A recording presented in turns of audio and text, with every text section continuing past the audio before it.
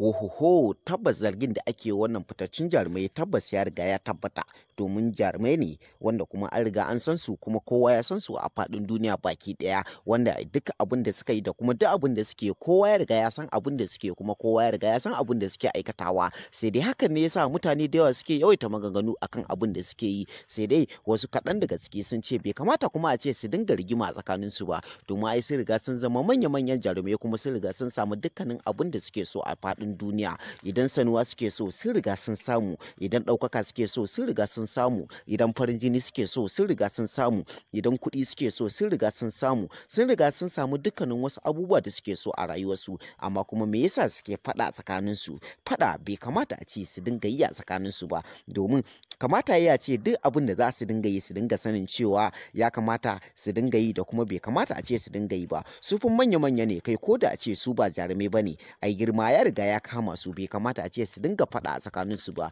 Su ya kamata a ce su dinga tsawatarwa da wasu daga ciki, domin su daina yin faɗa kuma su dinga yin abin da ya dace a tsakanin su. Amma sai gashi tir abin kunya, abin da bai kamata ba, su dinga wai faɗa tsakanin su, kuma duk da cewa faɗa tsakanin su ba wai abu ne wanda ya dace ba, duk da cewa ba wai bakon abu ne faɗa cikin wannan babban masana'anta ta shirya fina-finai ba. An sha yin faɗa tsakanin mace da mace, kuma an sha yin faɗa tsakanin namiji da namiji, amma sai gashi wannan faɗan ya bambanta da ragowar faɗan da aka saba yi. Sai dai domin mutane idan kuka tsaya kuka duba a nan za ku ga cewa bai kamata a ce a dinga faɗa tsakanin jarumi da jarumi ba, kuma bai kamata a ce a dinga faɗa tsakanin jaruma da jaruma ba, kuma bai kamata a ce a dinga faɗa tsakanin mawaƙi da mawaƙi ba, musamman ma ɓangaren mata. Duk da cewa wannan babban masana'anta ta shirya fina-finai tana da ƙarancin mawaƙa mata, sai dai wasu kaɗan daga ciki sun san wasu matan daga ciki, wasu kuma ba su san wasu matan daga ciki ba. Ma'ana wasu sun san manya-manyan mawaƙan da suke cikin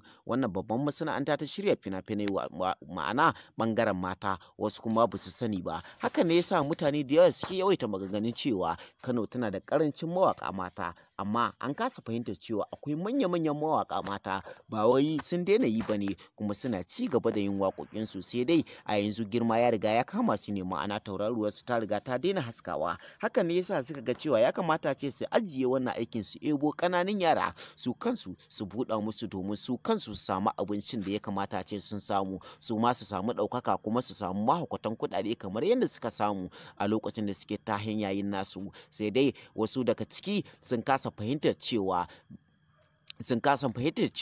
ita fa duniya rigar aro ce. Haka ne yasa suke ta bakin ciki da hassada da kuma kushe, amma har yanzu sun kasa gane cewa idan fa Allah ya riga ya cewa mutum sai ya samu abin da ya kamata a ce ya samu, sai ya samu, ba ruwan bakin ciki ko kuma hassada ko kushe. Sai dai wasu kaɗan daga cikin jarumai sun kasa fahimta hakan. Hakan ne yasa kaɗan daga cikin wasu matasa, wato yaran matasa, suna tasowa amma sun kasa dafa musu kuma sun kasa taimaka musu, wanda idan suka je gare su sai su dinga korarsu, suna kyararsu, suna ƙyafatar su, wanda tun sun kasa ganewa har suka zo suka gane. Sai dai akwai wasu daga cikin jarumai, kaɗan daga cikin manya-manyan jaruman mawaƙa, wasu sun taka muhimmiyar rawa domin sun taimaka wasu mawaƙan. Sai dai wasu daga ciki kuma sun kori wasu mawaƙan, domin suna ganin cewa idan har suka bai wasu dama suka shigo cikin wannan babban masana'anta ta shirya fina-finan Hausa, ballanta ne ma a ce ba ma za su shigo ba kamar yadda suke faɗa. Sai dai kuma idan suka shigo suna tunanin cewa za su danne musu tauraruwarsu,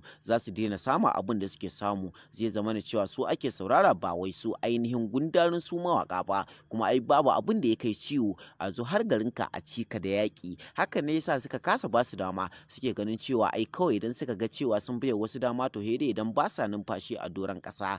Amma mutane sun kasa fahimtar cewa har yanzu idan Allah ya ka samu sai ka samu, idan Allah ba za ka samu ba, ko me za ka yi ba za ka samu ba. Sai dai wasu daga ciki kuma sun gane hakan. Akwai manya-manyan jarumai daban-daban, akwai kuma manya-manyan mawaƙa daban-daban wanda suka fito fili suka taimaka wasu kuma sun ki fitowa su taimaka wasu. Amma wasu daga ciki, kaɗan daga cikin mawaƙan da suka fito suka taimaka wasu manya-manyan mawaƙan, akwai akwai wannan fitaccen mawaƙi mai suna Nura M Inuwa. Nura M Inuwa ya taka muhimmiyar rawa wajen yaye yara daban-daban, wajen kuma nuna musu hanyar da ya kamata a ce sun bi. Baya taɓa yarda ya kushe musu, kuma baya taɓa yarda ya musu abin da bai dace ba. Yakan taimaka musu akan dukkanin abin da suke nema, kuma yakan yi musu dukkanin abin da suke so ba tare da sun ba shi sisi ko kwandalarsu ba. Yakan yi musu dukkanin wani abu da ya kamata a ce su yi musu, wanda duk da dai yaransa ne amma yakan koya musu waƙa, kuma yakan koya musu yanayin salon da za su ɗauka. Sai dai kaɗan daga cikin manya-manyan jaruman da suke mishi biyayya, kuma kaɗan daga cikin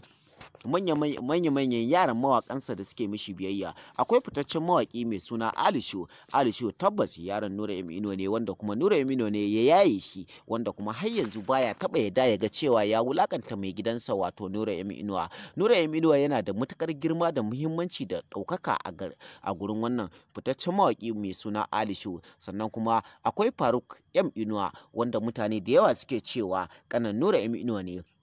Sai dai da aka yi bincike aka gano cewa ba wai ƙanan Nura M Inuwa ba ne, kawai dai soyayya ce da shakuwa da kuma matuƙar soyayya da wannan Faruk M Inuwa yake yi masa, har ya sa ya mai da sunansa Faruk M Inuwa, wanda ya ɗauko sunan mahaifin Nura M Inuwa ya ɗora mishi akan sunansa. Sai dai tabbas Nura M Inuwa ya